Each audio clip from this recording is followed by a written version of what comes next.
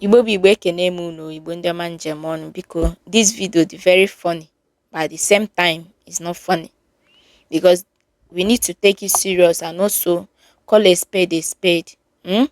Mana tupu m gaa n'iru achọrọ m ka ị nene this video nwanne anyị nwoke bụkasịa ozi mago ndị mmadụ na-abịa onye complain ya gbasara ihe ya nwaanyị ime ya otoshiwe wee bọtụ wee mawa ya isi gee this video ọ bụ na ị ga-eche video anụ anya nachite ka emesịa. So what time is the day for yesterday? Like I said, been August time been on 4th of August.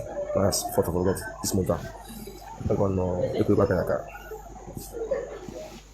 And get a minute to about one we see. That's myself no. You want me? Oh, a case you tell go to you get the case. You move why the confused the case. Yeah, man. This young man almost same Cassie. Don't one girl on eye. No mom party girl, do no mom party girl or mom party girl, man happy. Yeah, and pay her parents happy. So all of a sudden, not about the girl him. Eku aka. Merubo momo. Parents the girl chopia or baby the boy ganolo. More than one.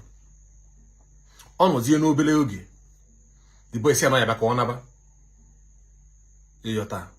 Na obri obu no ya anu ya ande.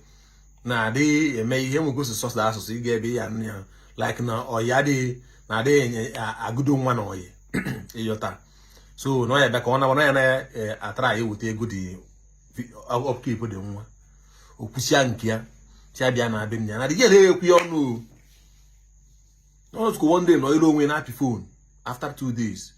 You know what why bottle ni my the bottle ni isi. No, Wukita. I'll still post the picture with a bloody face. I shall make cast my man. No, Wukita. Not your justice. One na justice, you will be your job. All the more, man, or the home no. I hate you one. All the more, man, or the home no. The heart of men are evil continuously. So, let's take Charama from justice and scan John. Justice or no justice, because I had to find justice there. Even if not myself, so football to copy one was a copy one can you see you win because one side the king. I'm an uncle can he hates him. He didn't complain will they catch back close, but he very stupid, bro. He very, very stupid. My home pay my home me na here. A lag there to buy me. Or be begging more after 2 weeks, you much say a palabiana. Now yada good one. Yeah. Power tag bottle out nisi, motherfucker. Pico Georgian on this corona age in the comment section. Me. I just look the and again they when I come with justice. I beg, when you need the justice, can only do justice. Yeah, can be Arabian canny with them. Go take care of your responsibility. Ama m niile na-echego ya bụ video. Ị ga na-asị ke ụdị okwu bụ ihe nke ivi mụọ mgbe m watchicha the video evugodi m ụzọ watch because tell me how as in onye advice this guy ka ọ pụta online or maybe ka ọ pụta kpọọ kasịa na ya need justice. Ịmakwa ihe bụ mmadụ ị need justice. Ịpụta abịa tụba nwatakịrị mmadụ ime ịmalọ nne ya ịmalọ any of her family member gịnị abili not only that na gịnị abi ọ dịrị ime wee buo nwa for 9 good months wee jee mụọ dị nwa ozugbo ọ na-anata isi abụla akpa na nwa ọ tụpụ ha ọlụgo no. She did not argue with you. She did not ask you why did you say so. She did not even say after yearning ibia say na one. She did not argue until the following day wee jechebi na ejepụta si na happy phone. Ebe na happy phone.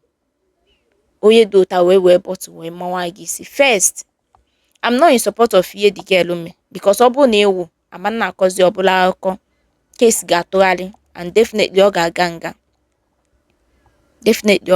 nga. I'm not in support at all. Akwa ifu ndị a na-ada ekwu okwu fear them. Ihe ọ na-abụ gị na mmadụ wee issue ma ọ gị ịgwa mmadụ okwu ọ ya ha like you or just gbachi gị nkịtị fear them. Ihe ha na-eme dị ha n'obi. And when they want to carry out that thing, they ha n'obi ahụ, ị ga na-asị oyi ma biye mbelu this thing. This girl kita anụ a, ịgwa ya is it painful? Yes. Ime ya is it painful? Yes. O ya ọ ga-abụ o just kwuo voice ya out, and that is the end of it. Mana for the fact that na ọ gbachi gị nkịtị kwuo nnọọ cheche, o nweghị ihe ọ gwa gị, is enough reason for go herself ịpụ na that room.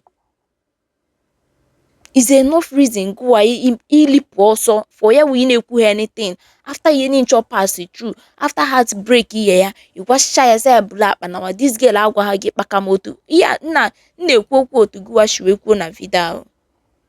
Ọ gwaghị gị anything. Ọ bụ mụ a, my brother, malahụ na that room that day. Ọ bụ mụ a iji gwa gị eziokwu, malahụ na that room that day. Even mbatagodo abata the following day or maybe the anytime ọbụla mbata, ọbụna the girl ka n'ebe ahụ, ụjọ ga na-atụ m.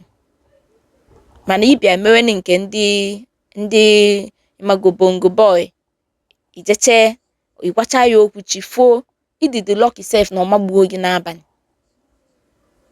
Then ị gacha ebe ị na-aga nata, welu bottle wee settle gị daddy. My sister, yi mekwala adịlọ mma o. Now I'm coming to the boy side. I want you to take this video like this, like just like I turn on the whole thing like this. Let's assume not your sister, your younger sister. You got ebe na ganata. When you this kind of story, gbasara your sister, how will you feel? Bible say gị na gị emene mmadụ, emene onye ọzọ ihe ọ ga-abịa ịma that na-eme gị, na ọ ga-afụ gị ofu, na ọ ga-ewe gị iwe. Don't do it to another person. Let's assume this is your sister. Idoru nwa mmadụ, gị na ya bido na-ayọ. From there, unu na-abụ biwe. Unu biwe o. Then afọ ime wee bata. Nnọkọta after ka ọ mụchara nwa. Is it what you supposed to do? Telling her to go. Obugodi, adịmasị ka force gị ka know the girl. But knowing fully well that na this girl na like here, and you cannot marry this girl, why not let her go from beginning until the odiri ime? Why did you approach somebody ima that na? Because it must seem that na after that, ima go that week again amata. It's supposed to be your mind was shaking na 1 or 2 weeks or 1 month na this girl character I like okwa me manukwu ya no. Ị ga-emebi just say nne. I don't show my this relationship no get leading to marriage because gawalo wage. Une separate in peace. But he may gbasa the girl wicked where half ya no nogi. After call the he may put anything, you do not say anything, you do not even bother to go and look for the family. You even take a very big risk. If anything, no be like na God forbid na the girl na mo de one. It's no ye na akona ama but to need the justice ke na cause. He did not say anything or do Charlie give me more than one. He got say welcome.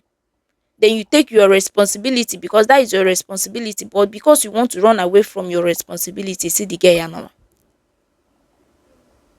You see anawa, all the more you do more. We're not forcing you not the girl, but what you did is you wrong. Yes. Even the girl self need the justice or was also gone. Isi anawa obu na onata me I tell you aka say welcome ogbachi nkiti o we family ọ ga-abịa ime that kind of thing. They will first they pick godiri gi gado se godigi na imago na nga ikugodu ume ebe ahụ. You know kugodu ume ebe ahụ we na-ekpe the case because what you did is very wrong, my brother. You need to justice. You are igbali ezigbote wicked, igbali gbayi ya na mbọ. That is why I can't say to fall gone, and I love the fact that not to fall gone because what you did is wrong. Especially 80% of Igbo men, I don't know why you do like that. I don't know what. I'm a by him, happy the one kind kiri maguba kiri wicked or gabi no child the story. Or did you see that na give welaka kuboya? And some of our women, some of Igbo women again amụta agụkwa ajọ ihe ha ma egwukwe one kind agwa ọ ga-abụ ịnụcha like this ntị a na-afụ gị ụfụ. My brother, you need your justice. Honestly, you need ya. The only thing you can make it time for him now, but also your responsibility, and you must take care of that child. If I'm that family, you must take care of that child. You must take care of your responsibility, because if they make that thing, kije kwa hali ya mmea biatawa dia ofu ya na mpia. No, now, so take care of the child and also take care of the mom, not only the child. Because when you take care of the mom, there is no way that baby can breastfeed very well. Do you understand? So take care of the child. All you can see can wait on Igbo manjemon. Because you have to na comment section.